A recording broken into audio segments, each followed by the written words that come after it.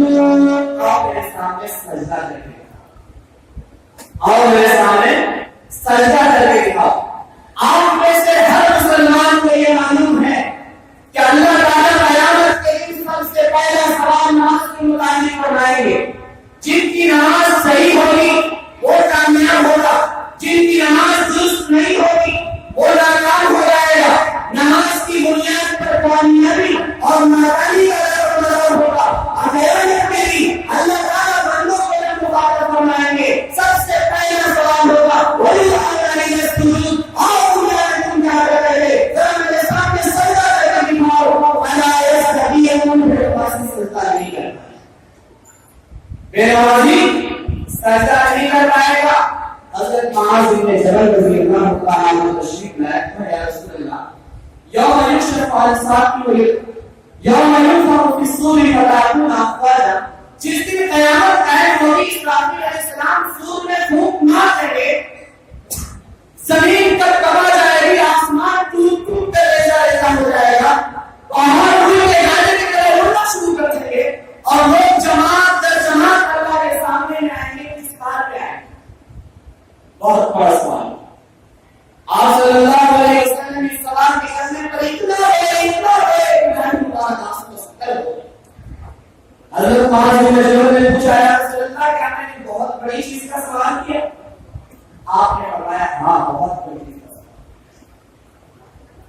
پھر آپ صلی اللہ علیہ وسلم نے فرمایا کہ قیامت کے دن ایک جماعت اللہ کے سامنے آئے گی، قیامت کے دن اللہ کے سامنے ایک جماعت آئے گی، اس حال میں آئے گی کہ ان کا چہرہ سورج سے بھی زیادہ بدتر ہو، حشر میں کیفیت ثانی کھل جائے گی، بے نماز کی صورت آج وہ کون سے کام کرنے والے ہوں گے، وہ دنیا میں کیا کرتے ہوں گے؟ آپ صلی اللہ علیہ وسلم نے فرمایا کہ وہ بے نمازیوں کی جماعت، بے نمازیوں کی جماعت ہوگی۔ اللہ تعالیٰ فرماتے ہیں جب ان سے کہا جاتا تھا تم نماز پڑھو، رکوع کرنے والوں کے ساتھ رکوع کرو، تو رکوع نہیں کیا، رکوع کرنے والوں کے ساتھ رکوع نہیں کیا کرتے تھے۔ وَيْلٌ يَوْمَئِذٍ لِّلْمُكَذِّبِينَ، قیامت کے دن ایسے جھٹلانے والوں کے لیے بڑا ہی دردناک ہے، ایسے جھٹلانے والوں کے لیے قیامت کے دن بڑا ہی خطرناک سزا ہے۔ اس لیے میرے بھائیوں، اللہ تعالیٰ نے ایمان کی سب سے بڑی دولت ہم سب کو عطا فرمایا ہے۔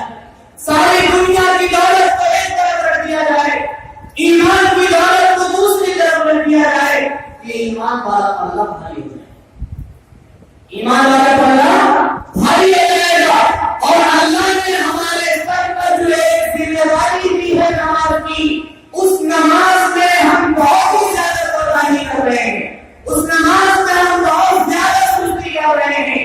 مثال کے طور پر گوا کے اندر ایک شخص تھا، ان سے میں نے کہا بھائی نماز پڑھ لیجیے، نماز کا وقت جب آتا ہے اللہ نے بڑی بڑی نعمتوں سے آپ کو نوازا ہے۔ اس شخص نے کہا کہ حضرت میں اس بار بدیش سے آؤں گا، اس کے بعد میں نماز کی پابندی کروں گا، کیونکہ سعودیہ میں جاتے ہیں تو نماز پڑھنا پڑتا ہے، یہاں سستی ہو جاتی ہے۔ ہم نے کہا سعودیہ میں آپ کو زندگی ملتی ہے، اگر یہاں چھین لیا جائے تو کیا ہوگا؟ سعودیہ میں آپ کھانا کھاتے ہیں وہ ہضم ہو جاتا ہے، یہاں ہضم نہ ہو تو پھر کیا ہوگا؟ انہوں نے کہا معاف کر دیجیے، 10 دن کے بعد ہمارا فلیٹ ہے، کہاں جائیں گے، اور جانے کے بعد جب آئیں گے تو اس کے بعد پکا آنا ہے، خلاف ورزی نہیں ہوگی، وعدہ خلافی ہم نہیں کریں گے۔ 5 دن ہوا اس کے جسم میں پالش مار، 5 دن تک اس کے جسم میں پالش مار دیا۔ میرے بھائی یہ زندگی اللہ کی نہیں ہے، یہ زندگی اللہ کی دین کی امانت ہے۔ جو بیمار ہوتا ہے اور بیڈ پر دوڑتا رہتا ہے، ان سے جا کر کے ان کے منہ میں کان لگا کر کے پوچھیے ان کے دل سے کیا آواز ہے، وہ کیا پکارتا ہے، وہ کیا کہتا ہے، اور رو کر کے گڑگڑا کر کے اللہ سے کیا فریاد کرتا ہے۔ اگر آپ کان لگائیں گے تو آپ کو پتا چلے گا، وہ کہتا ہے اللہ اگر اس بار میں صحیح ہو گیا تو آپ کی حکم سے سرکاری کبھی نہیں کروں، آپ کے حکم کی خلاف ورزی کبھی نہیں کروں گا، آپ کی حکم کی اطاعت کروں گا، آپ کی فرما برداری کرنا، نماز پابندی سے پڑھوں گا۔ بہت سارے لوگ ہمارے گاؤں میں ایسے ہیں، ایک کے چہرے پورا چہرہ پھوڑا نکل گیا، وہ رو کر کے بیچارہ ہمیشہ کہتے تھے امام صاحب دعا کر دیجیے، دعا کر دیا مجھے ٹھیک ہو گیا تو کبھی نماز نہیں۔ ایک شخص کے پاؤں میں بیماری تھی، انہوں نے کہا امام صاحب دعا کر دیجیے، اگر میرا پاؤں ٹھیک ہو گیا تو ایک وقت کی نماز قضا نہیں ہوگی۔ ایک شخص کا دماغ تھوڑا محفوظ ہو گیا، انہوں نے کہا امام صاحب میرے لیے دعا کر دیجیے، اگر میرا دماغ ٹھیک ہو گیا تو میں کبھی نماز نہیں چھوڑوں گا۔ ایک شخص کے ہاتھ میں جھنجھان سا محسوس ہونے لگا، انہوں نے کہا میں سجدہ نہیں کر سکتا ہوں، امام صاحب دعا کر دیجیے، میرا ہاتھ اس کے زبر صحیح ہو گیا تو میں کبھی نماز نہیں چھوڑوں گا۔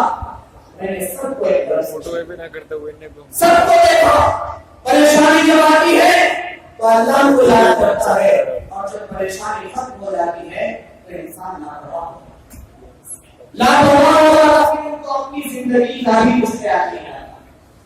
ابھی آپ سے فرمایا حضرت مفتی صاحب نے کہ وجود کو پہچانیے، شخصیت یہ بڑی قیمتی ہوا کرتی ہے، جس نے اپنی شخصیت میں داغ لگا دیا کہ ان کی زندگی کا حصہ نہیں سکتا۔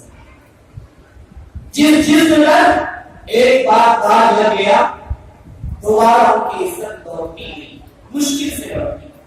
اس لیے ہم میں سے ہر آدمی اپنے وجود کو قیمتی سمجھے، ہر گناہ سے اپنے کو اپنے عمل و حیات کو بچانے کی کوشش کیجیے۔ یہ مت سمجھیے کہ موبائل کے ذریعے سے اگر ہم کسی سے بات کرتے ہیں وہ برائی ہمارے تک نہیں لگ سکتی ہے۔ اللہ تعالیٰ قرآن کے اندر فرماتے ہیں وَلَا يَحِيقُ الْأَمْرُ السَّيِّئُ إِلَّا بِأَهْلِهِ، ہر برائی ان کے اہل کی طرف لوٹ جاتی ہے، ہر برائی ان کے اہل کی طرف لوٹ جاتی ہے۔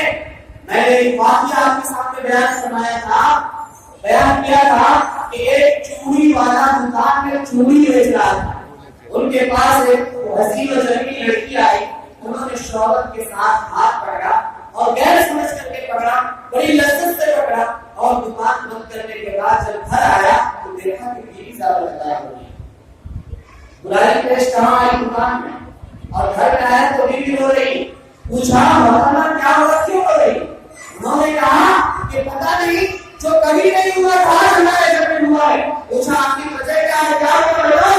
مجھے معلوم نہیں، آپ بتائیے آپ کے چہرے پر تاج کیوں بچ رہا ہے؟ انہوں نے کہا کہ محترمہ بڑی غلطی ہو گئی، دکان میں ایک لڑکی آئی، میں نے شوہر سے کہا وہی بابا اور پریشانی ہمارے گھر میں آ گئی، اور یہ لڑکا جو 10 سال سے خدمت کرتا تھا کبھی نگاہ اٹھا کر کے دیکھا نہیں، انہوں نے آج زبردستی میرا ہاتھ پکڑ کے میرا ہاتھ پکڑ کے کھینچا۔ آپ صلی اللہ علیہ وسلم کے پاس ایک شخص آیا، کہا یا رسول اللہ مجھے زنا کرنے کا دل ہے، آپ نے فرمایا قریب آؤ۔ حضرت عمر غصے میں لاکھ دیا ہو رہے تھے، تلوار نکالو اور اس کی گردن قلم کر دو، آپ نے فرمایا احسان کرو، غلام کو قریب بلایا اور بلانے کے بعد پوچھا کیا بولے، پھر سے بولے۔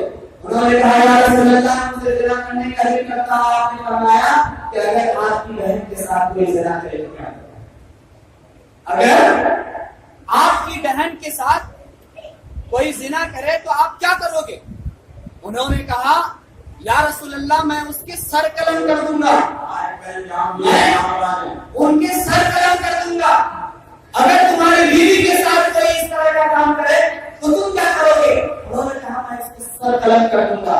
آپ نے فرمایا کہ ان کے ساتھ یہ کرنا چاہتے ہو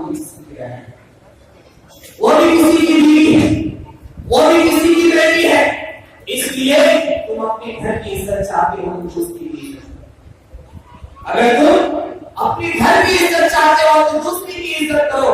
اس لیے اللہ تعالیٰ نے فرمایا وَلَا يَحِيقُ الْمَكْرُ السَّيِّئُ إِلَّا بِأَهْلِهِ، کہ ہر برائی ان کے اہل و عیال کی طرف لوٹ جاتی ہے، ہر برائی اپنے اہل و عیال کی طرف لوٹ جاتی ہے۔